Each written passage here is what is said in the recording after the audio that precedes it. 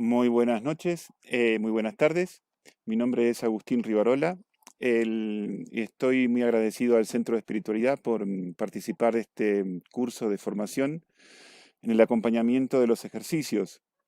Yo soy argentino, estoy aquí viviendo en Cochabamba, trabajando en la tercera aprobación, la última etapa de la formación de los jesuitas.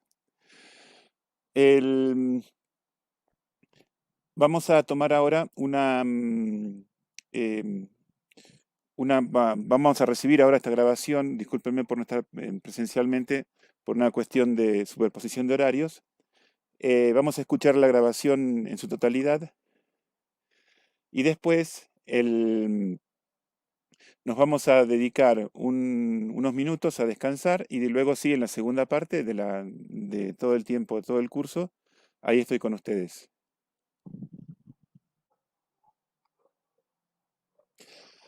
Estamos mirando cómo es el acompañamiento en todas las partes de los ejercicios, las distintas semanas, las distintas fases de un proceso de experiencia de Dios como es el de los ejercicios. Nos toca ver ahora cómo acompañar en lo que Ignacio le llama la tercera semana, que lo podríamos ampliar cómo acompañar en la vivencia del misterio pascual. Ignacio escribió el libro de ejercicios diferenciando la pasión con la resurrección. Hoy sabemos que son las dos caras de un mismo misterio, de un mismo proceso, de una misma experiencia. Vamos a seguir los nombres, las fases que pone Ignacio en el libro de ejercicios, pero sabiendo que en la medida que muero resucito y para resucitar necesito también morir. Esa es como las dos caras del misterio pascual, no se da una sin la otra. El, Antes de introducirnos en cada una de las partes, les propongo hacer este ejercicio como unas preguntas introductorias. Entonces ustedes ahora vayan siguiendo estas preguntas que les hago, tomen papel y lápiz y a medida les voy a pedir que registren en el papel qué vivencias surgen en tu memoria afectiva cuando escuchás la palabra, y yo ahí les pongo, voy a poner tres palabras con pausas, para que ustedes se registren qué experiencia traen. La formación de un acompañante depende mucho de la experiencia que el acompañante tenga. Una formación teórica, una formación racional no sirve. Necesitamos visitar nuestro propio territorio, visitar la propia experiencia para desde ahí entonces crecer y formarnos para ayudar a los demás. Entonces, vamos a tomarnos unos instantes, ver las preguntas introductorias la, mm, y presten atención a ver qué se les mueve por dentro. ¿Qué sucede cuando yo escucho, por ejemplo, la palabra pasión de Cristo?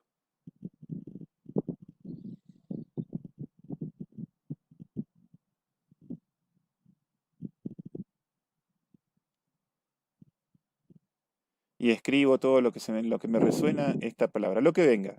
No me importa si es bueno, si es malo, si me gusta o no me gusta lo que sale. La memoria afectiva es infalible, así que salga la memoria que tenga. Siguiente palabra, Viernes Santo.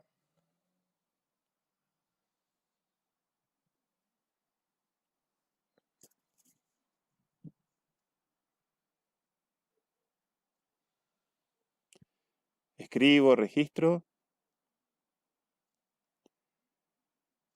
Siguiente palabra, cruz.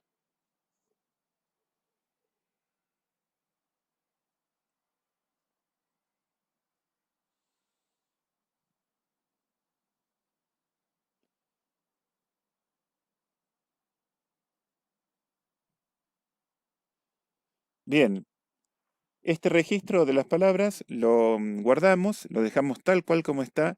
No vale seguir escribiendo sobre ese papel a medida que yo vaya escuchando la presentación. Simplemente ese es el registro tal cual que tengo de la experiencia que traigo. Y hay que ser fiel a ella. Vamos a ver el proceso que vive una persona que está haciendo los ejercicios y está entrando en la tercera semana. Entonces nos vamos a situar como si, qué es lo que le pasa desde dentro a quien yo estoy acompañando en esta tercera semana. Y la primera pregunta que nos podemos hacer es, ¿de dónde viene? ¿De qué experiencias previas viene la persona que está entrando en la tercera semana? Entonces, ahí seguramente son cosas que ustedes ya saben, pero la persona viene de largos días de estar pidiendo hora tras hora, momento de oración tras momento de oración, lo mismo, la misma petición la repite y la repite, que es conocimiento interno del Señor para que más le ame y le siga. Entonces, nosotros vamos a acompañar una persona que viene, esperamos, es de desear, que venga completamente empapada de la persona de Jesucristo, enamorada de Jesucristo. Que venga como con ganas de amarlo más, de jugarse la vida por Él, tal como vemos que Jesús se juega su vida en la tercera semana. Entonces, ese es el primer aspecto, ¿no? La persona que viene a la tercera semana viene así. Después, es una persona que ha hecho reforma de la propia vida y estado. Entonces, es una persona que contemplando la vida de Jesús se da cuenta de que para seguir a Jesús necesita hacer reformas, necesita hacer cambios en su vida, necesita hacer, y a veces esos cambios suponen también un cambio de estado de vida. Tiene que elegir a ver si lo sigue en esta forma más de seguimiento laical, en una forma de seguimiento de la vida consagrada, una forma de vida de un seguimiento de ministerio sacerdotal. Las reformas de vida y estado siempre, siempre tienen que suceder en la segunda semana. Es evidente. El conocer a Jesús, el amarlo, identificarme con Él, configurarme con Él, hace que yo cambie. Jesús me altera, Jesús me modifica mi modo de vivir, de pensar, de sentir. Y eso también se trasluce en reformas sí, visibles, públicas muchas veces, em, modifican mi modo de manejar la economía, de manejar las relaciones, de manejar el poder, las riquezas, todas esas grandes dimensiones que tenemos los seres humanos se ven modificadas por la persona de Jesús.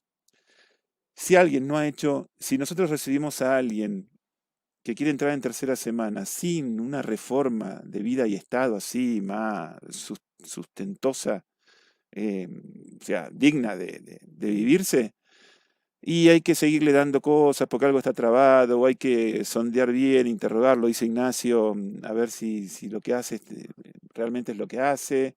Bueno, pero evidentemente alguien que se ha metido de lleno ahí con la persona de Jesús viene con la reforma ahí en la mano.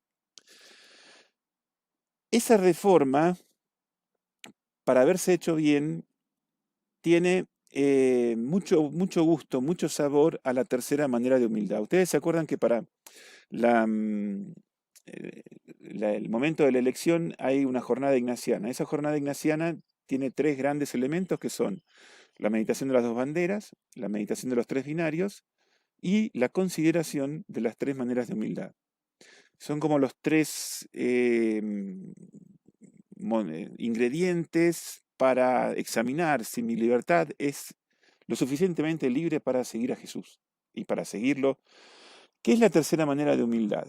Es un deseo que yo le pido a Jesús que me enfoca y me enrumba, me pone así como en el brete, en el canal adecuado para entrar en la tercera semana. Yo en la tercera manera de humildad le pido a Jesús em, estar lo más pobre, si a Jesús le da igual, y si no le ofendo a nadie, y si no le cometo ningún daño con nadie, yo pido eh, pobreza con Cristo pobre antes que riquezas, oprobios, humillaciones con Cristo lleno de ellos antes que ser estimado por sabio y prudente en este mundo.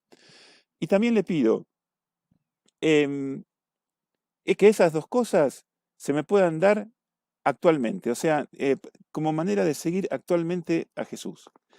Entonces, en este deseo de pobreza y humillaciones, por más parecerme a Él, por más configurarme con Él, por más estar con Él, es lo que me predispone a entrar en la tercera semana donde a Jesús lo vamos a ver totalmente pobre, despojado, desnudo, hasta físicamente, totalmente humillado, descalificado, insultado. Entonces, si yo ya vengo con ese deseo de querer configurarme con él, ahí estoy como en bandeja, como totalmente predispuesto a esa manera de ayudar, de estar con Jesús en ese momento. También, ustedes se acuerdan los coloquios de banderas y binarios, que son coloquios que se repiten durante toda la segunda semana, en todas las contemplaciones de la segunda semana, y Ignacio también pide que lo hagamos en la tercera, en esta tercera semana. Entonces, ¿cuáles eran esos coloquios? Era pedir ser puesto bajo la bandera de Jesús. ¿Y cómo es la bandera de Jesús? En suma, pobreza, oprobios, humillaciones. Volvemos con lo mismo.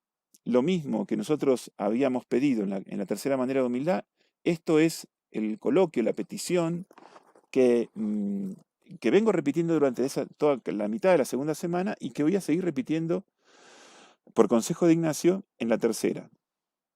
Entonces, esas son como disposiciones que me ponen muy a tono, muy ahí. Si hice una segunda semana bien hecha, a la tercera entro perfectamente, sin ningún problema.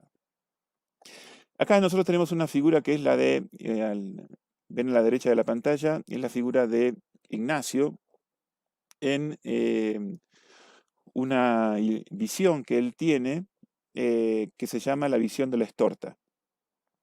Este es un tema a tener en cuenta en este momento de los ejercicios, no para dárselo al ejercitante, sino para que yo pueda captar la profundidad que tiene la tercera semana y sobre todo la figura del crucificado en la espiritualidad ignaciana. Ignacio, les cuento cómo fue la visión. Ignacio estaba dirigiéndose hacia Roma, iba con los primeros compañeros ya eh, ma- amasando la decisión de presentarse al Papa, de ofrecerse para lo que él, para que los envíe a donde él les parezca. Ya había fracasado el intento de ir a Jerusalén con todos los compañeros y entonces estaban entrando en Roma. Cuando entran en Roma, en la entrada de Roma, a la ciudad de Roma, había un pequeño oratorio, una capillita que no tiene más de 3 metros por 3 metros, es muy pequeña, es como un lugar que la gente se paraba a orar. Existe actualmente, está todavía, se conserva. Ignacio para ahí, se pone a rezar y ahí se le representa Dios Padre, Jesús, el Hijo, y Jesús llevando la cruz.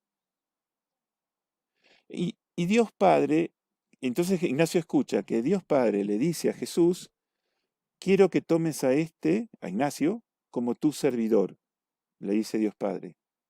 Y entonces Jesús, obediente al Padre, lo mira a Ignacio y le dice, quiero que tú nos sirvas. Bueno, ese quiero que tú nos sirvas es el que pide eso es el crucificado. Entonces en Ignacio va a quedar como una impronta muy fuerte, muy latente en todas sus obras, sus pensamientos, sus acciones, que es la figura, la persona del crucificado. No hay, mm, no hay modo de escaparse de eso. El padre Nadal, el Jerónimo Nadal, cuando hablando de la compañía, de los jesuitas, dice que Cristo crucificado es el principio y fundamento de la compañía.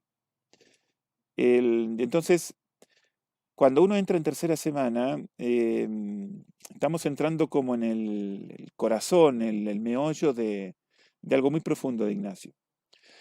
Bueno, así como nos preguntamos de dónde viene, nosotros ahora podemos preguntarnos a dónde va. ¿Qué es lo que un ejercitante, alguien que vive la tercera semana tiene como objetivo, como meta. ¿Cuáles son los frutos que se podrían esperar de alguien que hace la tercera semana? Bueno, el primero lo tenemos ahí, es la configuración con el amor crucificado. El amor, la mayor expresión de amor que Dios nos ha regalado está en esa entrega incondicional, absolutamente libre, totalmente generosa que Jesús hace de su propia vida. Y lo hace no porque lo merezca, que Jesús no muere en la cruz porque lo merece, no porque ni otra razón. Jesús muere en la cruz como consecuencia de su vida, de su acción, de todo lo que predicó. Nosotros lo que pedimos en la tercera semana va a ser esa configuración. Todas las peticiones de la tercera semana que van cambiando, no son tres, si mal no recuerdo, es ir pidiendo muy de a poquito, muy gradualmente, una configuración con el crucificado. Configuración con el crucificado que es el resucitado. O sea, no es que yo tengo que andar así ahora de ahora en adelante, sufriendo compungidamente, pensando continuamente en la pasión de Cristo, como si estuviese llevando yo también, llevando en mí la muerte de Cristo, que es la frase de San Pablo. No, no, no. Configurarme con el amor crucificado significa vivir con una libertad y con una alegría del resucitado. Cuanto más, sí, cuanto más me identifico con la cruz, también se me regala identificarme con la resurrección. Esa es la clave pascual con la que tenemos que entrar en todo este misterio, en toda esta semana.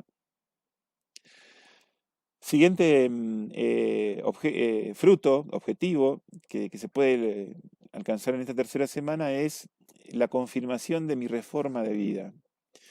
La reforma de vida que yo amasé y que yo estuve haciendo discernimiento durante toda la segunda semana, en la tercera semana se da una confirmación. Se da una confirmación primero porque ahí, justamente, al configurarme con ese Jesús que se entrega absolutamente entero, completamente hasta la muerte de cruz, en esa configuración yo veo que la manera de vivir la Pascua es ese estado de vida o esa reforma de vida que yo hice en la segunda semana.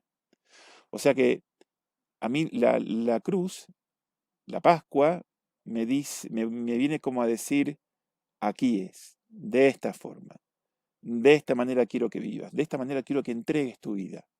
Hoy, mañana, hasta el final, hasta que, que, que haya otro tipo de disposición de parte de Dios, pero así, de esta forma. Entonces, a mí se me confirma la reforma de vida.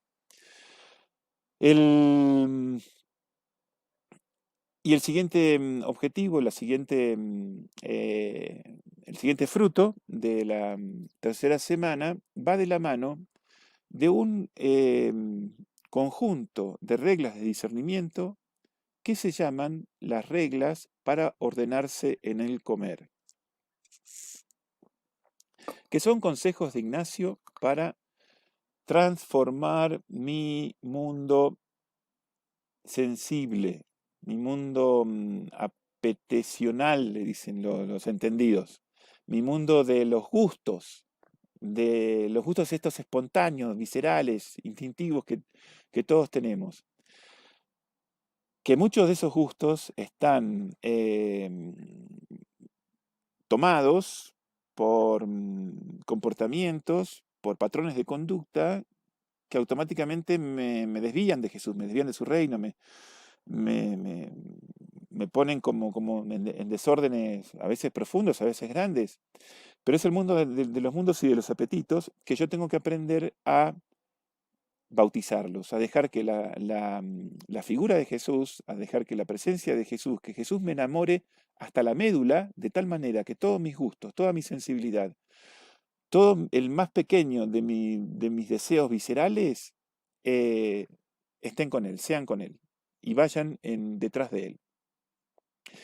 Las reglas para ordenarse en el comer son reglas donde Ignacio pone el gusto más elemental, el gusto más universal, podríamos decir, porque todos los seres humanos tenemos que comer, y pone una serie de pautas, conductas prácticas, consejos, a veces como detallados, ¿no? Porque la manera de pensar y de escribir de Ignacio es tener en cuenta un gran principio de fondo, un gran horizonte hacia dónde caminar, pero te dice cuál es cada uno de los pequeños pasitos que vos podés ir dando. Ignacio combina lo universal con lo particular permanentemente. Las reglas para ordenarse en el comer están puestas en esa clave. La, mm, el ejercitante de una tercera semana en su proceso, la, mm, la desnudez de Jesús, la sed de Jesús en la cruz, em, toda esa pasión que él vive no solamente al ser clavado en el madero, sino desde la última cena, ¿no? Desde la traición del amigo, la soledad que sufre en el huerto, los sufrimientos corporales de los latigazos, la corona de espinas, las humillaciones, el que lo acusen injustamente de ladrón, de malhechor, de revolucionario, todo ese tipo de cosas a mí me van como modificando muy profundamente, me van modificando a niveles casi inconscientes, que es donde se asienta toda mi sensibilidad. Hay que estar muy atentos, um, tanto al hacer ejercicios como al acompañarlos, de este pequeño detalle. Dicho sea de paso, la transformación de la sensibilidad no es de la tercera semana, empezó ya al comienzo de los ejercicios. Aquí en la tercera se configura, ¿no? Como se fragua más. Bueno, y por eso Ignacio pone las reglas para ordenarse en el comer, las pone en el medio de la tercera semana. Detalle del libro de ejercicios. Si ustedes ven el libro de ejercicios, todo el conjunto de reglas de discernimiento están puestas al final del libro. Son como un gran apéndice, como un último capítulo donde tenemos reglas de discernimiento de primera semana, reglas de discernimiento de segunda semana, reglas para distribuir limosnas, reglas para el sentir en la iglesia, para el discernir, saber discernir dentro de la comunidad eclesial. Todas ese cúmulo de reglas están puestas al final, menos un pequeño conjunto de ellas, que son las de ordenarse en el comer, en los ordenarse en los gustos, tendríamos que decir, que están puestas justo en el medio de la tercera semana. Porque esa es la intención de Ignacio, que ahí se transforma, esperamos, la sensibilidad. Siguiente pregunta que nos podemos hacer de un proceso de ejercicios es ¿por dónde va? O sea, este camino de la tercera semana, ¿cómo se transita? ¿Cuáles son las sendas por donde el ejercitante va a ir fraguando todo esto, consiguiendo todos estos frutos, ¿no? Entonces, ahí hay unas notas que Ignacio pone. Ignacio cuando dice cómo rezar estos misterios, dice, bueno, lo mismo que la segunda, dice ver las personas, oír lo que dicen, contemplar lo que hacen, y después empieza a poner dos notas más, que son las siguientes. Primero Ignacio dice, considerar las dos notas son las siguientes, considerar lo que Cristo nuestro Señor padece en la humanidad, y después pone considerar cómo la divinidad se esconde. Entonces, esas dos notas, muy propias de la tercera semana, nos marcan la senda por donde va el proceso de este momento de ejercicios. Considerar lo que Cristo nuestro Señor padece en la humanidad. Y entonces uno dice, bueno, vamos a considerar lo que Jesús padeció, pobre hombre, todo lo que le hicieron. Pero no es solamente la humanidad de Jesús, como persona, él como ser humano, que sí padece y es digno de mirar. Dentro de la humanidad de Jesús está concentrada, está como converge toda la humanidad de todos los tiempos, sobre todo en aquellas grandes mayorías que están crucificadas. O sea, lo que Jesús quiere representar en sí mismo, lo que él asume en su persona es ese gran sufrimiento que el ser humano en todos los tiempos y en sus grandes mayorías padece en la historia. En la, aquí sí entra de fondo un análisis honesto de la realidad y desideologizado de que las tres cuartas partes del planeta viven en condiciones infrahumanas. O sea, yo mismo, usted que me está mirando por acá, por este curso, nosotros pertenecemos a la cuarta parte no crucificada, pero sepamos que hay tres cuartas partes. Pensemos en África, pensemos en Asia, pensemos en las grandes mayorías de América Latina. em, o sea, pensemos en todo lo que no es el primer mundo, saliendo del norte, de- de- saliendo de la fracción del norte, ¿no? Estados Unidos y Europa, saliendo de ahí, yendo para otros lugares, nos encontramos con mayorías crucificadas permanentes, todo el tiempo.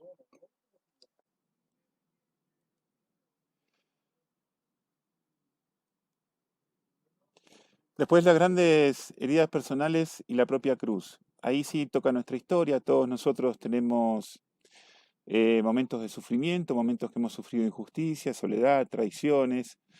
En la tercera semana, contemplando la cruz de Jesús, lo que padece Jesús, como se nos va a reflectar, se me va a proyectar ese misterio dentro de mi propia humanidad, también herida y crucificada.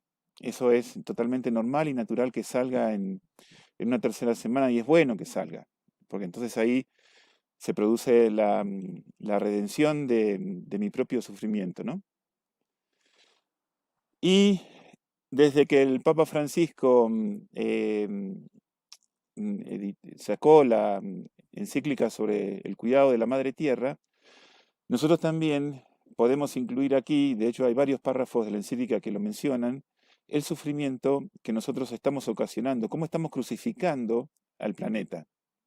Porque el planeta tiene un gran desarreglo ecológico, está corriendo grave peligro, no porque sea voluntad de Dios ni Dios lo quiera, sino por la mano del hombre, porque nosotros no estamos respetando su proceso, su biosistema y un montón de alteraciones que le provocamos de forma de crucifixión. Y después viene también, uno por dónde va es considerar cómo la divinidad se esconde. Pero no es que la divinidad se ausenta, no es que la divinidad desaparece, sino que simplemente se esconde. ¿Esto qué quiere decir?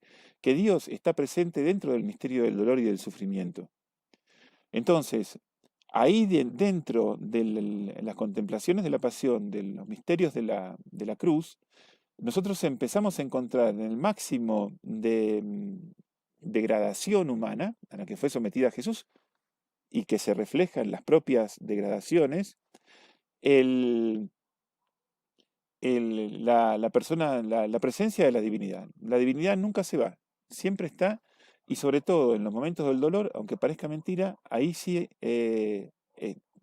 está como oculta, no grandilocuente, pero sí está.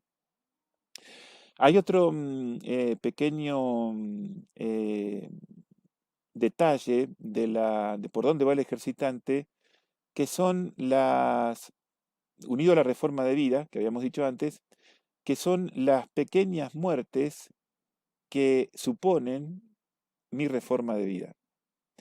Y ahí uno tiene que ser muy honesto y muy consciente de que seguir a Jesús y seguir y tener este deseo de entregarme por su reino, por su proyecto, por su persona, em, tiene un costo eh, al que yo tengo que asumir y tengo que decir, bueno, esto ya no va a estar, esto ya no va a estar presente en mi vida. Así como toda decisión de vida profunda, honesta, linda, tiene sus costos. O sea, el, eh, las renuncias, las pérdidas se encuentran en los mejores caminos, en los mejores proyectos. Los más, no hay proyecto humano que no tenga su cuota de renuncia y de pérdida. Y esto hoy en día, que justamente el mensaje que recibimos es todo lo contrario, hoy en día lo tenemos que poner muy, muy en primer plano. El, los costos y las micromuertes que suponen mi seguir a Jesús de esta manera y de esta forma que yo elegí y que Él también eligió para mí, que los dos estamos de acuerdo, pero que tiene un costo y en la tercera semana uno dice, bueno, vamos. Siguiente pregunta que nos podemos hacer es, ¿cómo va? Em, no es ni por dónde va, ni hacia dónde va, ni de dónde viene, sino cómo va. ¿Qué le está pasando al ejercitante que hace el proceso de una tercera semana? Yo diría que hay dos grandes cosas que le suceden. Primero que la contemplación cambia, el modo de orar cambia. El modo de orar que antes en la segunda semana eran de contemplaciones, pero uno estaba con Jesús, estaba más activo, estaba con Él, se metía en la escena, lo ayudaba, había como más diálogo, más palabras, porque la vida de Jesús, la vida pública de Jesús es así, es interactúa con muchas realidades, muchas personas, muchas situaciones humanas. Acá, en la tercera semana,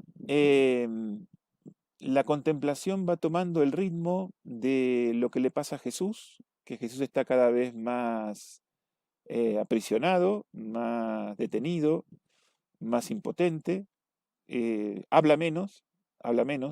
Entre todos los evangelistas pudieron a duras penas rescatar 7 palabras en 3 horas que estuvo ahí en la cruz, las 7 palabras de la cruz.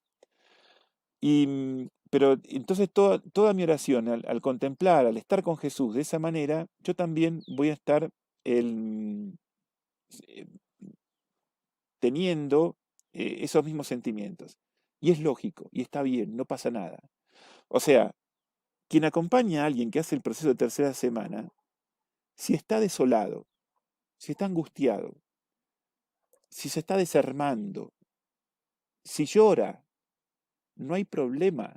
Está bien que si justamente lo que está pidiendo es configurarse con él. Si lo que está pidiendo es abrir el corazón compasivamente ante tanto sufrimiento, y evidentemente que le va a pasar eso.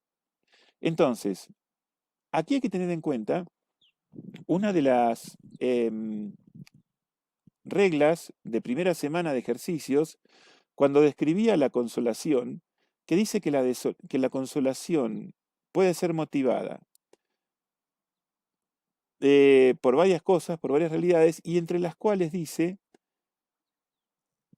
por la pasión de Cristo nuestro Señor.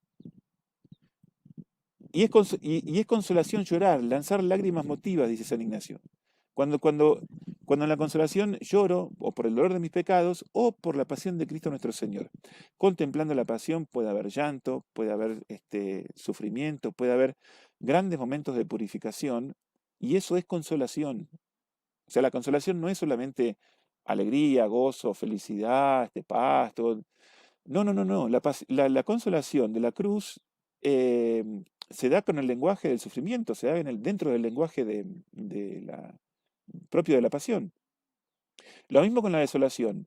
La desolación, eh, hay una desolación que es propia de la pasión, que no es tentación. O sea, en primera semana, también en segunda, la desolación tenía como tintes de tentación, que me tiraba para atrás, me hacía bajar los brazos, me daban ganas como de abandonar todo el esfuerzo que estaba haciendo. Pero eso es en primera semana. La desolación de tercera semana, la propia de la pasión, es una aridez, es como no ver nada, no sentir nada, pero en el fondo hay una presencia, una paz, un proceso que se va dando a niveles muy, muy profundos y que yo veo que es por ahí. Y es en desolación. Entonces, acá el discernimiento de los espíritus, mucho cuidado. Las reglas de discernimiento de primera semana y de segunda semana, aquí también van como modificándose. Van como teniendo su matiz propio. Bien, yo les propongo acá, antes de continuar, hacer una pausa. El, ¿De qué significa esta pausa? ¿Se acuerdan que yo les dije que anoten qué resonancias les traía la memoria afectiva sobre las palabras Semana Santa, Viernes Santo, Cruz. Bueno, ahora, eso que dejé anotado ahí, ahora lo retomo. Vamos a retomarlo. Y entonces, después de retomarlo, de releerlo, no vale agregar nada. Por favor, no agregue nada a lo que usted, si en algún momento tuvo una luz durante esta presentación, no agregue nada ahora, sea fiel a lo que escribió, porque vamos a ver, después de este recorrido del proceso de la tercera semana, a ver qué se modificó en mí, pero a nivel instintivo, visceral. Chequéense, registren a ver qué se les movió, aunque no le puedan poner nombre todavía, aunque no lo tengan del todo identificado. ¿Qué se movió en mí? ¿Qué se modificó?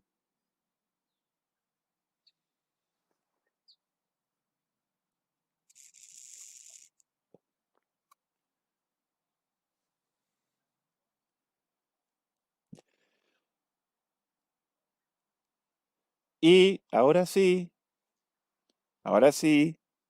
después de todo lo que escuchamos en esta presentación, ¿qué descubrí de nuevo? ¿Qué es lo nuevo que descubrí de esta tercera semana, del proceso del ejercitante, de cómo se va articulando semana tras semana todo el proceso ignaciano? ¿Qué es lo nuevo que descubrí? Y escribo y anoto. También puede ser qué se confirmó en mí.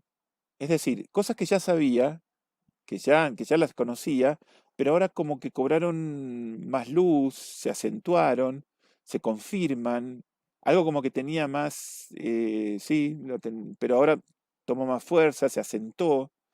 ¿Qué confirmaciones tuve?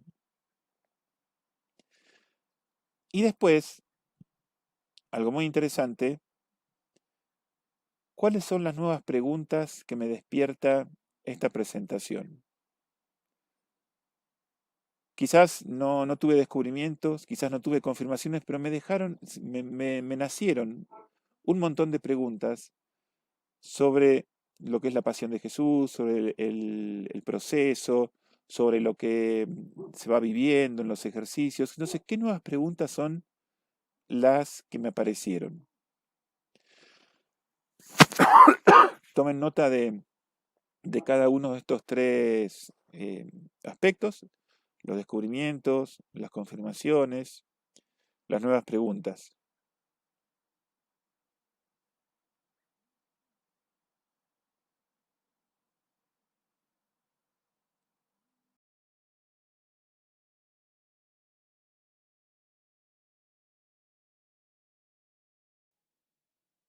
Bien, vamos ahora a ver el proceso de ejercicios en tercera semana, pero desde el lado de quien acompaña.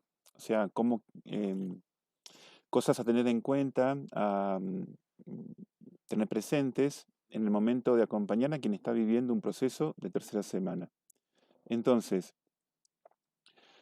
lo primero que tenemos que chequear es cómo está nuestro equipamiento. Nosotros como acompañantes debemos siempre llevar un equipamiento, una mochila, donde ahí guardamos nuestras experiencias de ejercicios, o sea, las propias experiencias de Dios que tuvimos al transitar la tercera semana. Siempre la propia experiencia va a ser la mejor maestra, la que mejor nos guía, nos da conciencia, nos ayuda a sintonizar empáticamente con el que está viviendo la misma experiencia que yo viví. Y eso es clave. Cuanto mejor tenga yo aceitada mm, el transitar por esa tercera semana, mejor voy a poder acompañar. Después viene lo que es una experiencia catequética, una conciencia sociohistórica y un equipamiento psicológico. Me voy a detener sobre todo en estas últimas tres, suponiendo que la experiencia de los ejercicios ustedes ya la tienen. Y si no la tiene, no siga el curso. Váyase a hacer ejercicios primero y después venga a ver cómo uno acompaña esa experiencia, ¿no? El, Entonces, el equipamiento catequético. ¿Cuáles son las cosas que yo debo evitar? Por eso le llamo equipamiento catequético y no equipamiento teológico. Un equipamiento lo suficientemente lúcido como para darme cuenta cuando es que hay cosas que como sospechosas, ¿no? Como la luz amarilla que se me enciende en el tablero. En primer lugar, la película La Pasión de Mel Gibson, por favor, elimínenla. Ni la vean, ni la muestren, ni se les ocurra ponerla en tercera semana de ejercicios.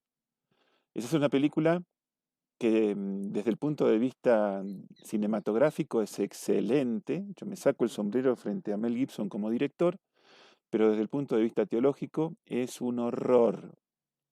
Es toda una teología completamente centrada en la sangre, no en el amor. O sea, Jesús muere por amor con nosotros, no por la cantidad de sangre que ha derramado y el sufrimiento que tuvo por nosotros.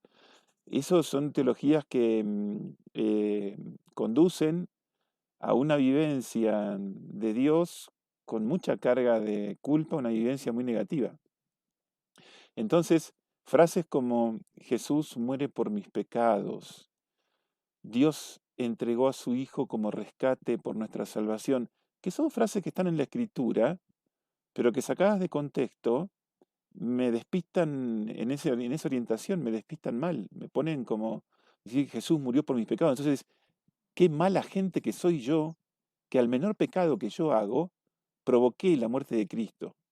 Entonces, construimos una religión centrada en mis defectos y pecados, con lo cual el ego y el narcisismo se autopotencian tremendamente, y no es una religión centrada en la persona de Jesús y en el amor que me tiene ella, que me tiene él, esa persona. Bueno, lo mismo cuando Dios entregó a su Hijo como rescate por nuestra salvación, no hay ningún rescate. No, acá a mí no me tienen que rescatar de ningún lado. A mí Dios me ama incondicionalmente, gratuitamente. No es un comercio. No es que, bueno, a ver, ¿cuánto vales vos? Escúchame. A ver, por este tipo, toma, te pago con mi hijo. No, por Dios, saquémonos eso. O sea, bueno, después, y esto es lo que conduce a donde vamos a caer, si nos vamos por esa senda, es que Dios es un sádico, un tipo, viste, que le encanta vernos sufrir, y cuanto más sacrificio hago yo, a imitación de ese Cristo que me muestra Mel Gibson, que se sacrifica por mí, entonces yo me sacrifico por él, entonces cuanto más sacrificios, más santo, más bueno soy, mayor mérito, mayor gracia. Discúlpeme, voy a decir una expresión muy argentina. Las pelotas. No va a eso. No, olvídense. Bueno, esos alertas catequéticos, yo los tengo que tener a la hora de acompañar un ejercitante en tercera semana. Por lo cual, para acompañar, tengo que estudiar, me tengo que poner a leer. O sea, Santa Teresa cuando tenía que elegir un confesor para su convento, decía, entre un santo y un docto, prefiero un docto. Porque el santo puede ser muy bueno, puede tener mucho mérito, pero hacer mucho daño. Uno- un, un- un santo con ideas equivocadas, con los patitos dados vuelta, es más peligroso que un mono con gilet. Entonces, un mono con navaja. Chile es una palabra muy nuestra, perdón. Un mono con navaja es un peligro. Bueno, así somos nosotros si no estudiamos. Así que por favor, agarre los libros. Para ser buen acompañante espiritual, para ayudar a la gente, hay que agarrar los libros. No queda otro camino. Bien, equipamiento psicológico. Otra frase de Santa Teresa, muy buena, que orienta esto, dice, Teresa decía, el conocimiento propio es el pan que acompaña todos los manjares. Entonces, sea cual sea el manjar espiritual, los manjares místicos que se me ponen en mi plato, o sea, que Dios me regala, me da, me brinda, sea cual sea, el conocimiento propio es como el pan, tiene que estar siempre al lado. O sea, siempre tiene que estar ahí, en algunas culturas es el pan, en otras culturas es el arroz, o sea, en todas las comidas está. Bueno, lo mismo acá.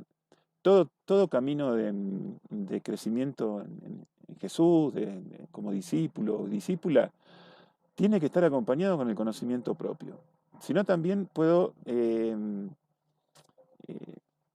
puedo ser muy peligroso, puedo hacer mucho daño. Entonces, primero el conocimiento propio mío. O sea, en la medida en que yo tengo mayor experiencia de quién soy, cuáles son mis miedos, mis compulsiones, mis puntos ciegos, cuáles son mis áreas más vulnerables, cuáles son mis fortalezas, mis cualidades más positivas, con las que mejor yo me despliego y más ayudo a los demás. Todo eso es conocimiento propio. Entonces, sin ese conocimiento propio no hay seguimiento de Jesús y menos va a haber ayuda a otro que quiere también crecer y seguir así, por esa senda. Entonces, ¿cuáles son las cosas que yo tengo que saber que pueden suceder en una tercera semana? Primero, como yo entro a ver tanto sufrimiento y veo que del hombre, veo cómo sufre, cómo padece la humanidad, como de Jesús, la humanidad en las mayorías sufrientes, ahí puede ser que salten lo que le llamamos las culpas. Y hay una culpa que es sana, que es responsable, que dice, bueno, yo de ahora en adelante voy a reparar el daño del que fui cómplice, que pude haber cometido. Y esa es una culpa sana, una culpa responsable que me humaniza.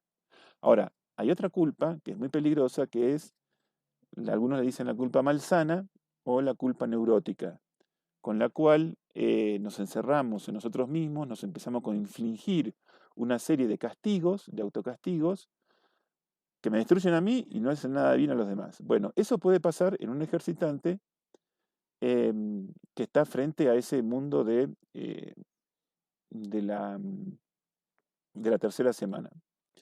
Otro fenómeno, ¿se acuerdan que habíamos dicho que uno de los frutos de la tercera semana era la transformación de la sensibilidad?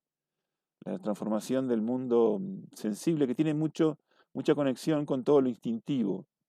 Bueno, yo tengo que saber cómo funciona eso. Y acá sí tengo que agarrar los libros, poquito, menos, no tengo que ser un experto psicólogo, pero sí tener más o menos una idea general de cómo es todo mi mundo, todo el mundo del ser humano en cuanto a los deseos, las tendencias, las pulsiones, desde cual sea la mirada psicológica, pero más o menos todos convergen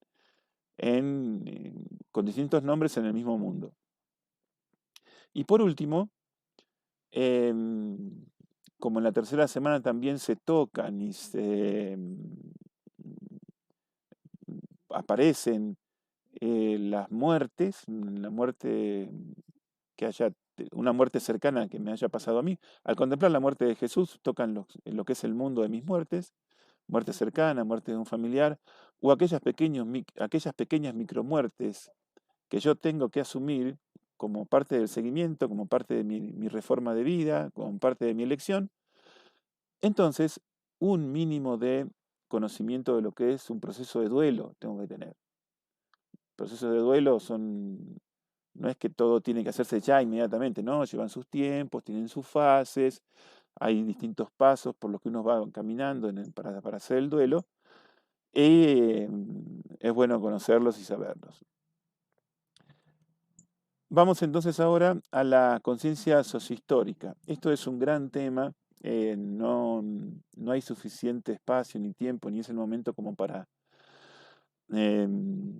tratarlo ahora, la conciencia sociohistórica, pero sí algunas frases nos pueden ayudar para darnos cuenta que- para despertarnos, ¿no? Y invitarnos a profundizar allí. Bueno, una primera frase eh, que tiene algo que ver con lo teológico, pero también con esta conciencia, es que no es que Jesús muere en la cruz. Entonces, una frase que repetimos con mucha facilidad y no es que Jesús muere en la cruz como si alguien muere de viejo, alguien muere porque le tocó ya terminar con, o sea, acabar el ciclo de su existencia. No, no es que Jesús muere, Jesús lo matan, Jesús es asesinado. Suena fuerte, ¿no? Bueno, pero es así. O sea, lo matan, le tienden una trampa, lo traicionan, hay estafas, hay dinero que se pone para comprar conciencias, como nosotros vemos ahora que también se mata a tanta gente. Entonces, eso, ¿por qué parte de acá? Porque eso viene también de la mano con otra frase, mucho más actual, mucho más sociohistórica, y es, no es que hay gente pobre, nadie nace pobre, ni nadie debería nacer pobre.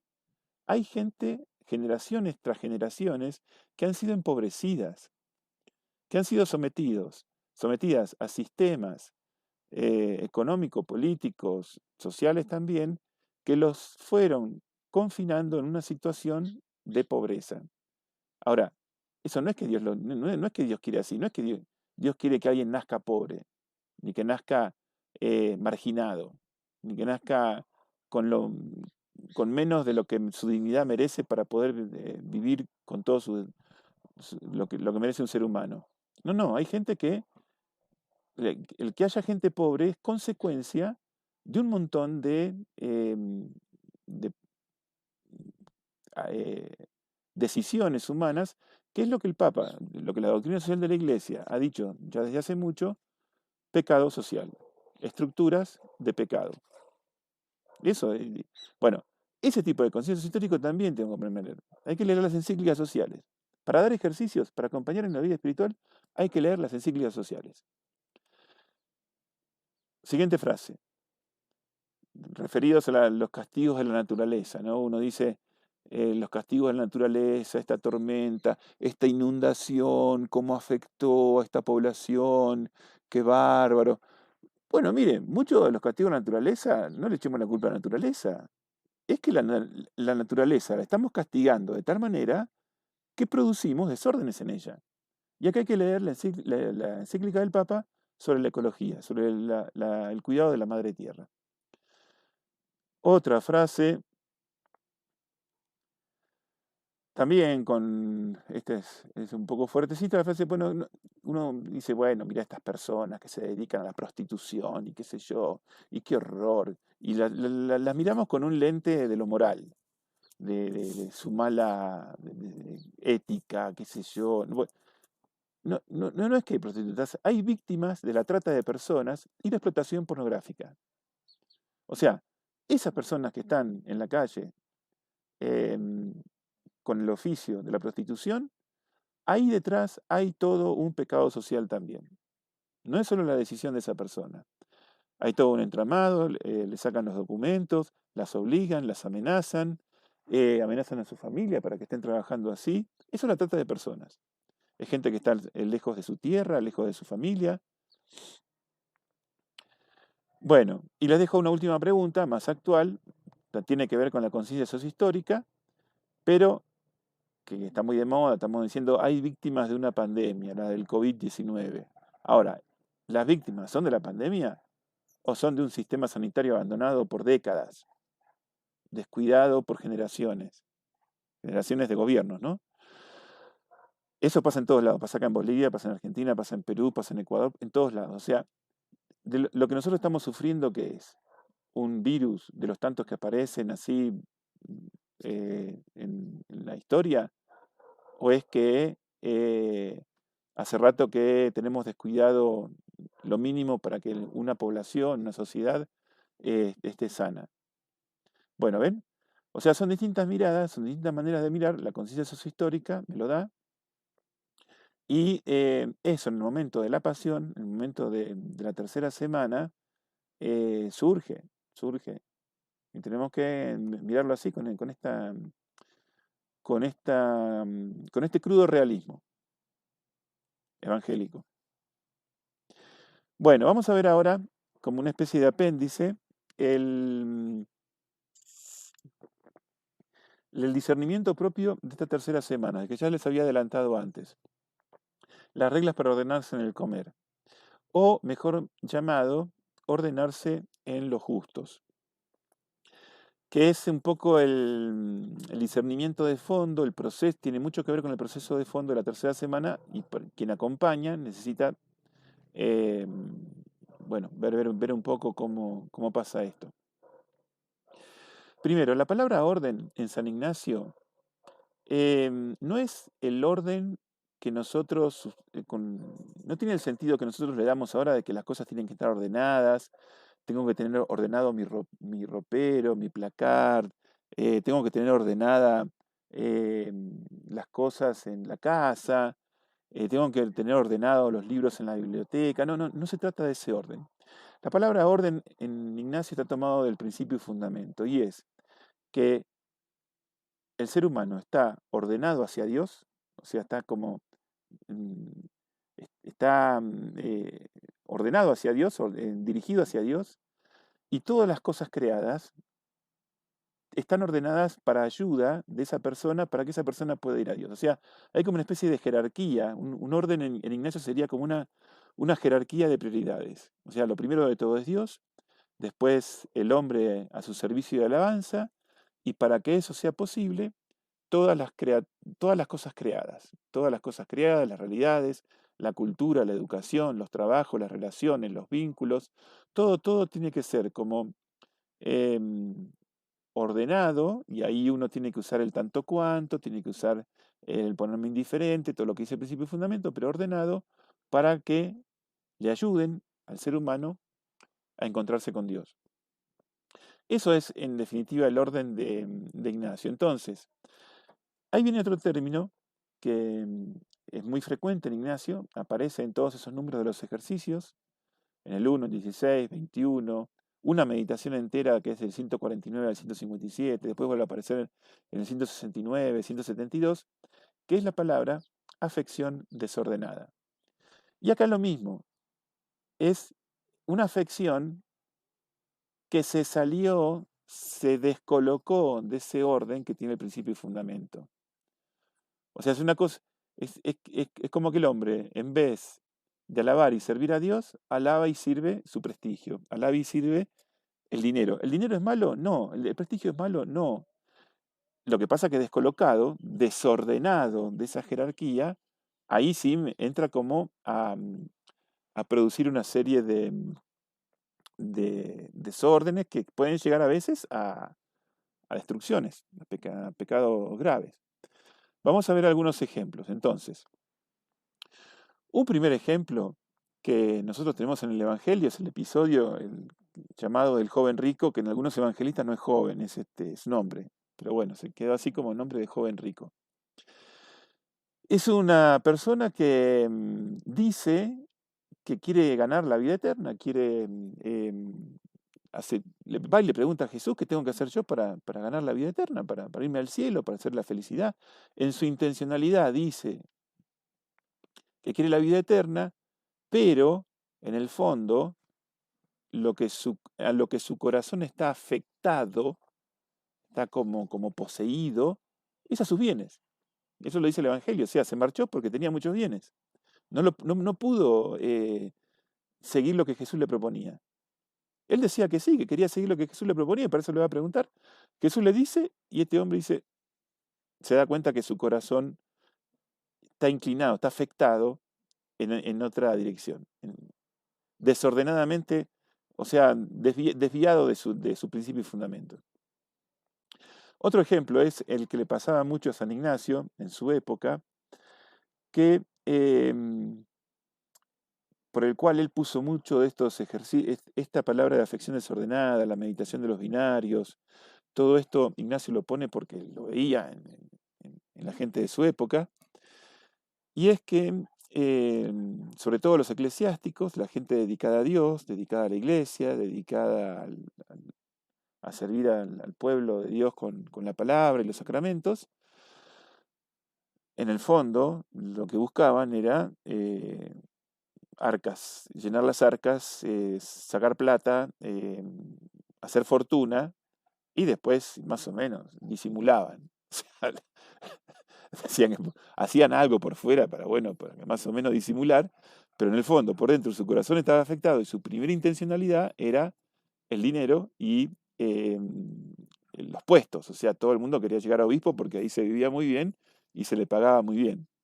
Bueno, por eso San Ignacio, San Ignacio no, por eso Francisco Javier, cuando va a las Indias, cuando se va para el Oriente, les escribe a sus compañeros de París unas cartas durísimas diciéndole, escúchenme, déjense de joder, déjense de jorobar con de tantos estudios y tantos títulos y tantos honores, pónganse a evangelizar y le empezaba a contar una serie de cosas que él veía como lo que faltaba de la evangelización.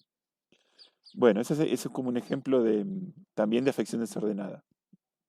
De la época de San Ignacio, ¿eh? No, ahora no, no pasa, no, escúcheme, olvídese, no, esto es el siglo XVI. Bueno, y por último, otro ejemplo, también actual y también de todas las épocas, es, em, no sé si alguna vez les ha tocado una persona cercana así que está casada, pero sigue bajo el mandato y el dominio de sus papás. O sea, un hombre que dice que sí, que quiere a una mujer, se casa con ella, tiene hijos, forma su hogar, forma su familia. Ahora, todos los días está pendiente de la salud de su mamá, de qué le pasó a su mamá, si su mamá le pasa algo. O sea, su corazón está afectadamente desordenado hacia su mamá. ¿Es malo el cariño de la mamá? No, o lógico que no, además un mandamiento, no honra a tu padre y a tu madre. Lo que pasa es que está desordenado, está descolocado, está fuera de lugar. Ya está puesto en primer lugar.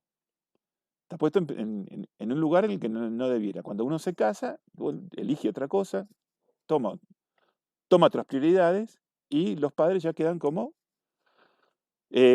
parte de su vida, parte de su historia, agradecidísimos, pero no es que yo me caso eternamente con mi madre ni con mi padre. Bueno, ejemplos que pasan en cualquier lugar del mundo. Entonces, nosotros lo que viene acá para introducirnos al tema de las reglas para ordenarse en el comer, es rever cómo son los pasos de elección que Ignacio pone a lo largo de todo el libro de ejercicios. Al principio, Ignacio lo primero que pone es elegir con recta intención, o sea, con criterios evangélicos, y ahí te pone la meditación de banderas, eh, para que vos veas bien la diferencia que hay de criterios evangélicos y no evangélicos. Después entonces, em, Ignacio eh, te pone la meditación de binarios para ordenar tus afecciones, que es las afecciones desordenadas es a nivel de afectos, a nivel de deseos, de emociones. Y por último, viene ahora, en la tercera semana, la ordenación de los gustos, que es un plano mucho más instintivo, mucho más visceral. O sea, si ustedes quieren acá mirando la figura de los centros de energía que tiene Oriente, y que también las neurociencias plantean a nivel de zonas del cerebro, nosotros, la elección de Ignacio es fantástica. El tipo este en el siglo XVI te dice que nuestra elección tiene que abarcar algo nocional, algo racional, con criterio, tiene que tomar mi corazón, tiene que inundar el mundo de mis afectos, de mis emociones, el corazón, y tiene que llegar a calar en esa zona profundísima, casi inconsciente, que son los gustos o los instintos. Vamos a asomarnos a ese mundo entonces. El mundo instintivo, desde, desde que el hombre tiene uso de razón, está estudiando, se está tratando. Nosotros tenemos, según la teoría freudiana, dos grandes instintos, que es Eros y Tánatos, o sea, un instinto de vida, un instinto de placer, de gusto, como un gusto positivo, y un instinto de muerte que le dice Tánatos. Ahí está todo el instinto de destrucción, pero también es el instinto de lucha, de fuerza, de agresividad.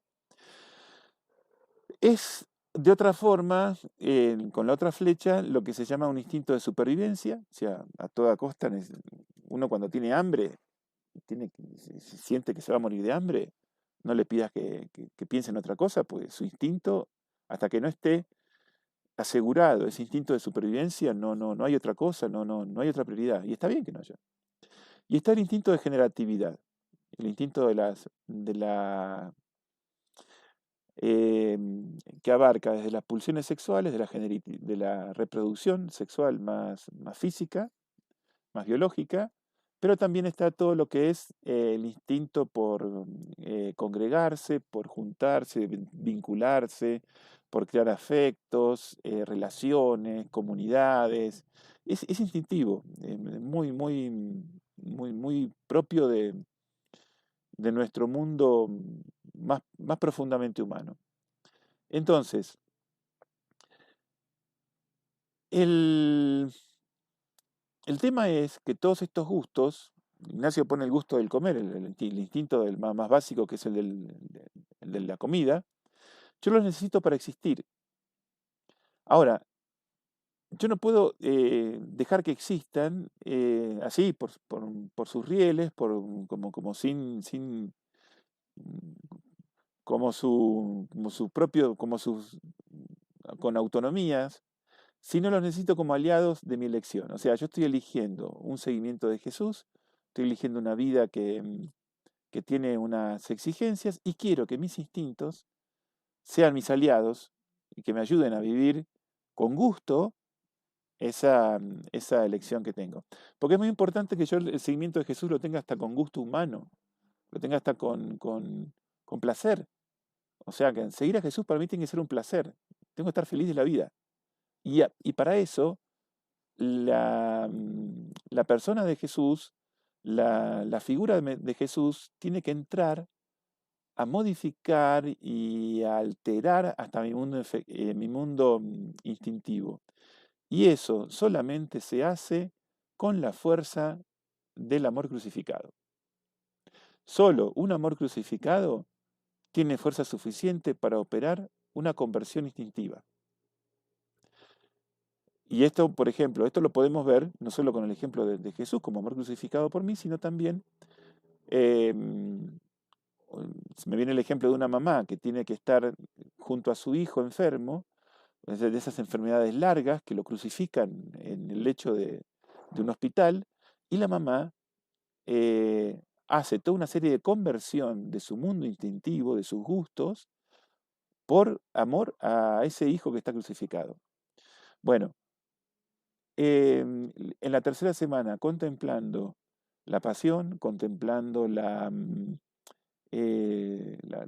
que le pasa ahí a Jesús, que es por amor a mí, totalmente el, el- el signo de amor más grande que tiene por mí, crucificándose, eso, la gracia a que me invita las reglas para ordenarme en el comer, es de una conversión instintiva. Pero también, atenti, porque los gustos son el sinónimo de una cultura. Cultura, la palabra cultura no es tanto la cultura intelectual, el ser alguien que está cultivado intelectualmente. No, cultura significa todas mis costumbres, mi modo de hablar, mis comidas, son típicas de mi pueblo, del lugar donde nací, las bebidas también, la forma de vestir, de calzar, los cantos, los bailes. La forma de habitar, de tener un techo, la forma de transportarme, de tener un modo de vehiculizarme, y después también todo lo que hace el descanso, la recreación, las vacaciones, los entretenimientos. Y entonces, em, en la tercera semana, ya un poco antes de la tercera semana, pero en la tercera semana como que se define, yo veo que quiero seguir a Jesús, por ejemplo, pero a mí no me pongas una comida muy modesta, porque no, a mí no me gusta. Yo quiero comer bien y comer con exquisitez, porque en mi cultura, en mi familia, en mis costumbres, y comíamos así. Lo mismo, la forma de vestir. No. Yo esta ropa no me pongo, yo esta marca no me voy a poner porque no habla bien de mí. Bueno, en el seguimiento de Jesús, nosotros sabemos que todo eso se te va. Ahora, te tiene que gustar que se te vaya. La pobreza, la pobreza de Jesús, o al Jesús pobre que querés seguir, te tiene que gustar. Y estar con Él, como Él, de la manera que Él vivió, que Él comía, cantaba, danzaba. La forma que Jesús vivían? ¿En qué techo vivía Jesús? ¿Cómo era su vida de habitacional? Si dice que no tenía dónde apoyar la cabeza, lo dice claramente. Entonces hay gente, a veces yo me pongo a seguir a Jesús, digo que quiero seguir a Jesús, mejor dicho, pero todos mis gustos son de mi hombre viejo, son de la cultura de la cual provengo. Y entonces, ahí hay como una frase parecida, solo el amor crucificado tiene fuerza suficiente para operar una conversión cultural. Para seguir a Jesús hay que pasar por esta conversión de toda una serie de aspectos que hacen a mis costumbres, mi cultura, mi modo de ser, de los cuales me crié, estoy muy agradecido, pero ahora necesitan como transformarse. Eh, Y una transformación cultural es muy difícil, porque me cala hasta desde que yo tengo conciencia, desde que tengo uso de razón, ¿no? De que he nacido, he crecido, me he criado en esa cultura. Es posible convertirla, pero solo con la fuerza de un amor crucificado. Entonces ahí sí, la tercera semana, las reglas para ordenarse en el comer, de los gustos, la ordenación de los gustos, tiene esta vertiente. Bueno, esto ha sido todo por hoy, más o menos un breve repaso, un breve recorrido de lo que es la tercera semana. Espero que les vaya muy bien, que estén contentos con vivir la tercera semana y también con acompañarla. Muchas gracias.